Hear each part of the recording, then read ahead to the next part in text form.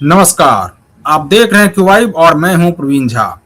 बात आज फिर पटना की ही करेंगे, बिहार से यानी कि, और वहां से एक बहुत बड़ी खबर आ रही है कि अब खान सर की मुश्किलें और बढ़ने वाली हैं, क्योंकि अब नामजद एफआईआर भी कदम कुआं थाने में दर्ज कर लिया गया है। तो ये अब खान सर की मुश्किलें इसके बाद और बढ़ने वाली है, क्योंकि उनका जो बयान लगातार बदल रहा था उसके बाद ये और भी पुख्ता होता जा रहा है कि वही इस पूरे घटनाक्रम के जो साजिशकर्ता के रूप में वो जो है वो खान सर ही हैं। क्यों मैं ऐसा कह रहा हूं? क्योंकि जब घटना घटी थी उस वक्त कुछ शरारती तत्वों ने आकर के उस घटना को अंजाम दिया, लेकिन उसके बाद का जो पूरा घटनाक्रम हुआ उसमें खान सर की संलिप्तता देखी जा रही है। हालांकि पुलिस अभी बच बच करके कह रही है कि जब जिस प्रकार से हमारे पास सबूत आते जाएंगे उस हिसाब से हम कार्रवाई करते जाएंगे, लेकिन अभी खान सर से पूछताछ के बाद अब खान सर वहां पर शायद अंडरग्राउंड हो गए हैं। खान सर अभी कहीं भी दिखाई नहीं दे रहे हैं।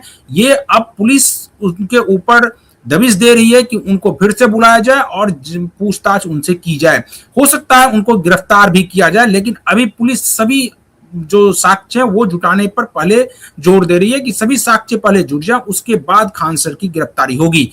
आज इसके बाद जो है खास करके उस वक्त जो बयान आया था खान सर का, उसमें जो है उसमें आप देखिए कि वो कॉन्ट्राडिक्टरी है, क्योंकि जो पहला बयान आया उसमें खान सर ने कहा था कि 8 से 10 राउंड फायरिंग हुई थी, जो बाद में नहीं हुआ। बाद में खान सर का बयान बदला और कहा कि आत्मरक्षा में गोली चलाई गई। यानी कि इसका मतलब है कि पहले जो खान सर ने कहा था वो बयान सही नहीं था, या अब जो कह रहे हैं वो बयान सही नहीं है। इस सब पर आज हम लोग बातचीत करेंगे और इस बातचीत में इस वक्त हमारे साथ जुड़ रहे हैं वरिष्ठ पत्रकार हैं संजीव प्रियदर्शी। संजीव जी, हम आपसे जानना चाहेंगे ये जो बयान खास करके खान सर का जो कॉन्ट्राडिक्टरी बयान है, अपने ही बयानों में उनका विरोधाभास दिख रहा है।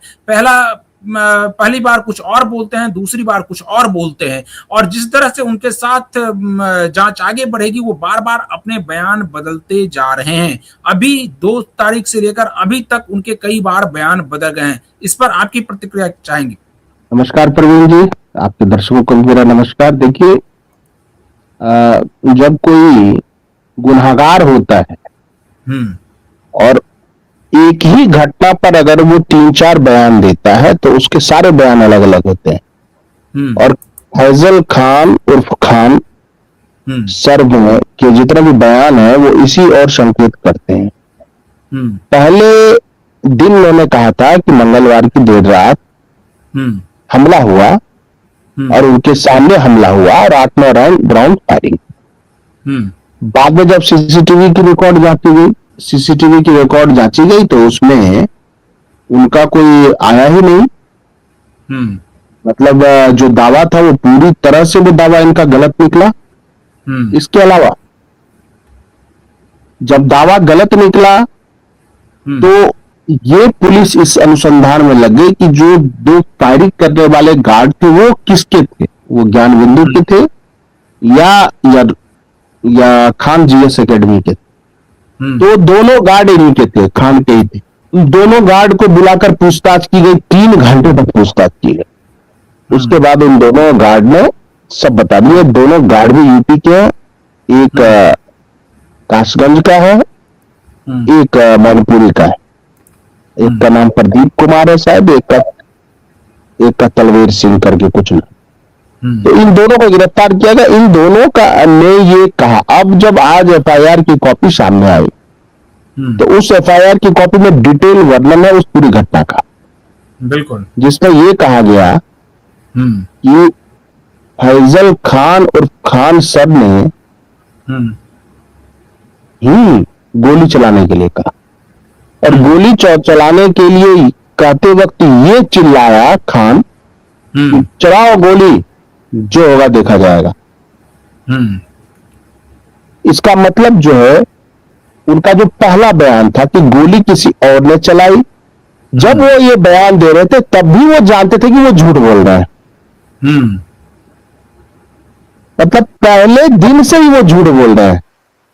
तो उनका झूठ जो है बेनकाब हो गया। एफआईआर दर्ज है कदम कुआं थाने में, एफआईआर की कॉपी आपने दिखा भी दी है, और इस हिसाब से इन पर बहुत सारे धाराओं में मुकदमा दर्ज किया गया है। उनको गिरफ्तार करने के लिए छापेमारी चल रही है, जैसा कि बताया गया वहां मुसल्लापुर पटना से कि उनको जब पुलिस गिरफ्तार करने के लिए जा रही थी, पहुंच ही गई थी कोचिंग में, तो वो समझ गए कि परिस्थिति बदल गई, वो भाग के पिछले दरवाजे से भाग गए, बैकडोर से गए। इसके अलावा भागने से पहले उन्होंने एक और बयान दिया।